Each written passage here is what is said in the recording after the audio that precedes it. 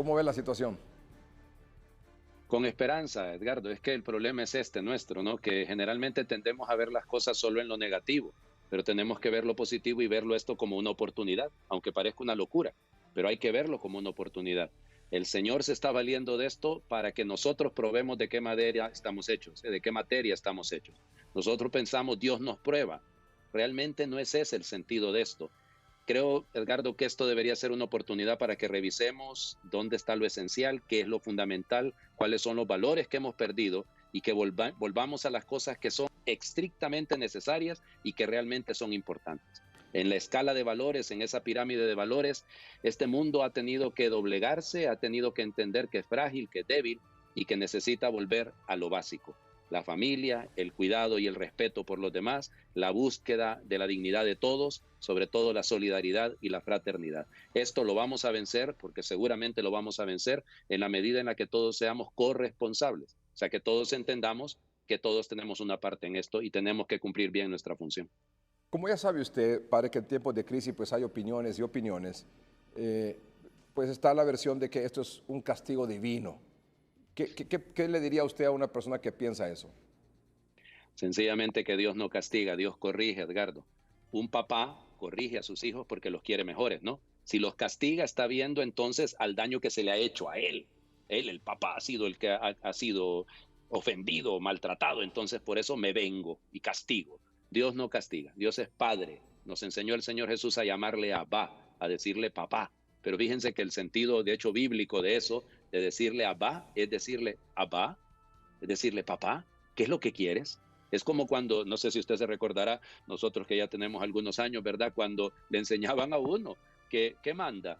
¿Qué quiere, papá? O sea, cuando lo llamaban a uno, bueno, Dios está llamando y nos está diciendo, hey, aquí estoy, no se olviden de mí, porque me han echado precisamente de sus vidas, porque han abusado de la naturaleza, porque han abusado del sentido comunitario, es que están pasando por esta situación. O sea que, insisto, yo creo que no lo veamos como castigo divino, veámoslo como la oportunidad de volver a poner las cosas en su lugar y en su justa medida. Quería hacer un par de preguntas antes de lo de Semana Santa. ¿Cómo están haciendo con la confesión actualmente, padre? Bueno, desde hace muchos años, Edgardo, eso quedó prohibido de manera virtual. O sea que la confesión es siempre un sacramento de orden personal. O sea que siempre debe haber el encuentro del sacerdote con el penitente.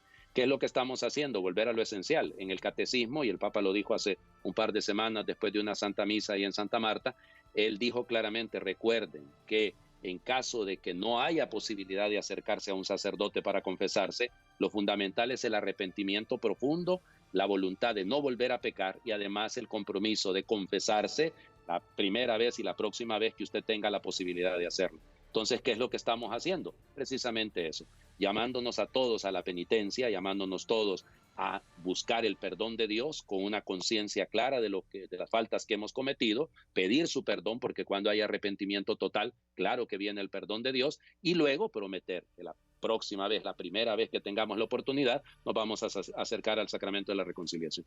¿Se están dando los santos óleos? Ok, aquí me pone usted en un aprieto, ok, porque lo difícil detrás de esto es lo siguiente. Por nuestra vocación de sacerdotes fuimos ordenados para servir a la gente. Entonces tengo que confesarle, y esto va a ser un pequeño problema, que efectivamente en algún momento cuando se trata de personas que no están contagiadas de este virus, sí sé de algunos casos que se ha hecho. Pero en el caso de acercarnos a las personas que están, aunque sea supuestamente contagiadas, no lo hemos hecho. Porque precisamente, y aquí entra un problema moral, Edgardo, que es muy difícil de dilucidar. O sea, hay un mal en el hecho de que usted no cumpla con su deber de sacerdote, pero hay un mal mayor, que es un principio de totalidad, cuando usted pone en riesgo la vida de otros. No estamos hablando de solamente la vida mía. Es que si yo estoy contagiado, suponga que pasaron 15 días y se fue incubando este asunto. Yo no lo sé, soy asintomático, pero yo contagio a otros porque fui a visitar una familia, porque fui a dejar lo que sea, ¿no? a administrar el sacramento de la unción. Y yo los contagié. El mal es mayor en relación al otro. Por eso en este caso funciona entre dos males, hay que buscar el mal menor. Bien difícil, ¿no? Es una delgadita línea roja, pero hay que buscarlo. Entonces, en este caso, si me pregunta que si hemos dado el sacramento de la unción a los enfermos de COVID-19, yo tengo que decirle que no. A los sospechosos no.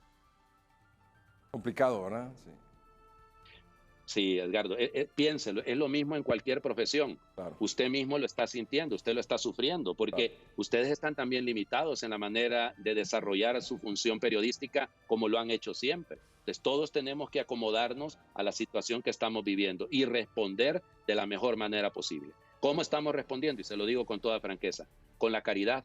Es decir, debemos cuidar de la realidad concreta. Honduras es un país pobrísimo, Edgardo, seamos realistas, más del 70% de la población vive por debajo de la línea de la pobreza. Así que, por lo tanto, lo que sí podemos hacer, lo estamos haciendo. Somos conscientes de nuestra responsabilidad social, moral, y también estamos tratando de ayudar en esa línea. Tendremos una Semana Santa, bueno, por primera vez en la historia, una Semana Santa virtual. Sí, virtual, sí. Es decir, vamos, Semana Santa habrá, Sí. porque lo que habrá son las celebraciones que tiene. Hay gente que pregunta, Edgardo, y permítame, no me lo está preguntando, pero creo que es importante esto, ¿no? ¿Por qué no se traslada la Semana Santa a otro momento? ¿Por qué no esperan a que termine esto? Yo no sé si es que alguno está pensando para que le den vacaciones y se vaya para la playa. No sé por qué podría ser, ¿no? Pero no, la Semana Santa debe ser efectivamente la luna llena después del 21 de marzo, que es esta semana próxima. Así que por lo tanto siempre debe celebrarse. Se va a celebrar. ¿Qué es lo que va a ocurrir? Los templos estarán cerrados, pero la iglesia, que la formamos los bautizados, estará abierta. Y entonces nosotros sacerdotes vamos a celebrar las santas misas, los oficios limitados, evidentemente no habrá procesiones, no habrá ninguna de estas cosas, lo haremos internamente en las capillas nuestras, lo estamos haciendo, yo acabo de terminar la Santa Misa ahora, y luego pues la gente podrá participar, entre comillas, si lo quiere, a través de las redes sociales, a través de la virtualidad.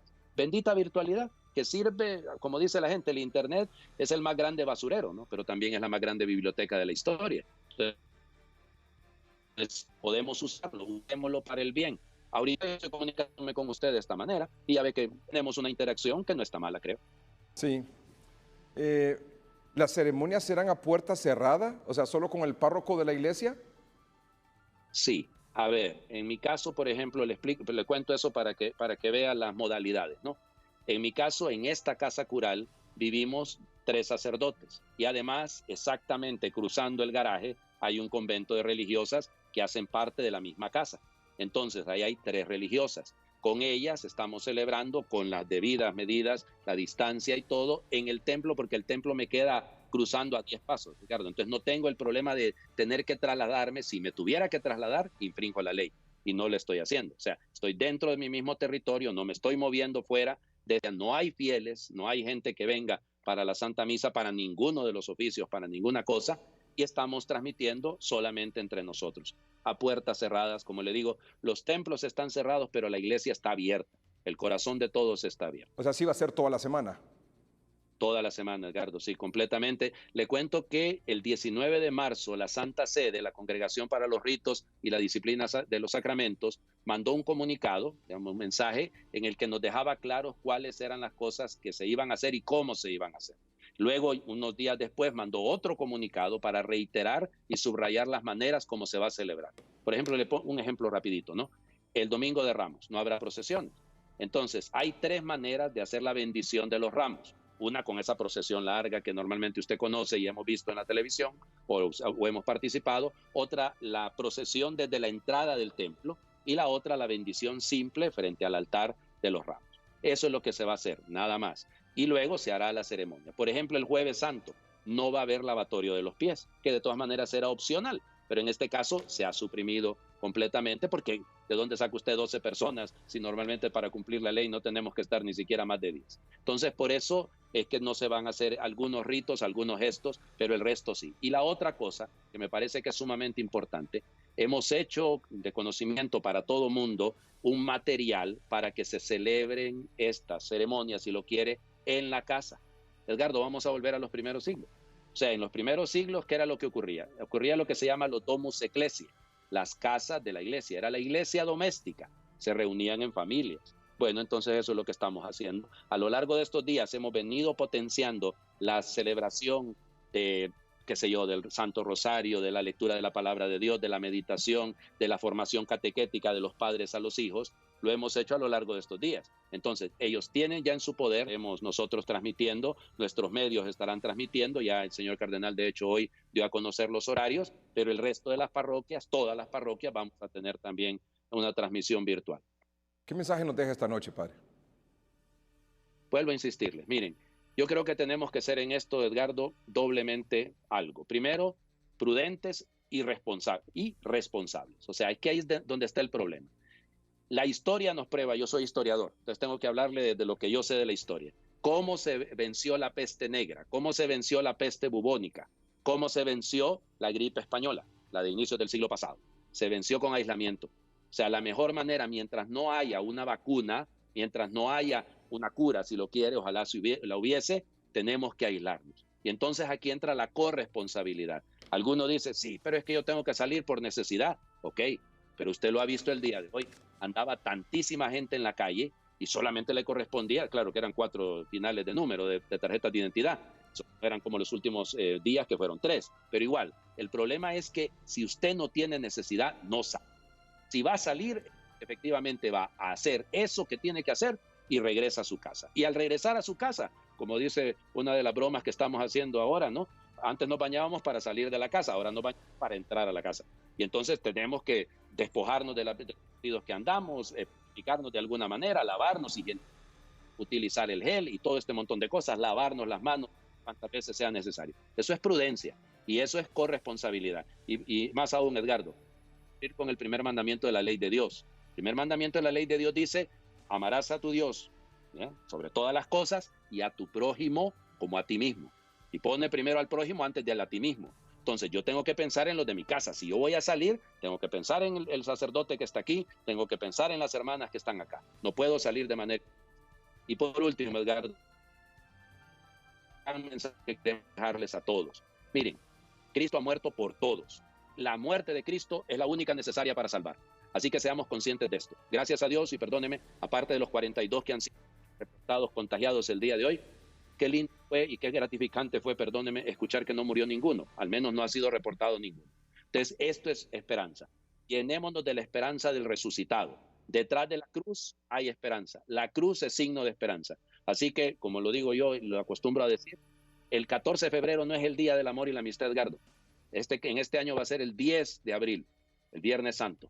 Que la muerte de Cristo nos valga y que su sangre nos cubra. De tal manera que seamos conscientes, insisto, de la tarea que tenemos entre manos para hacer el mejor bien posible. Llenémonos de esperanza, llenémonos de la certeza de que si usted hace lo que le toca y yo hago lo que me toca, vamos a salir de esto. Padre, muchas gracias por acompañarnos esta noche.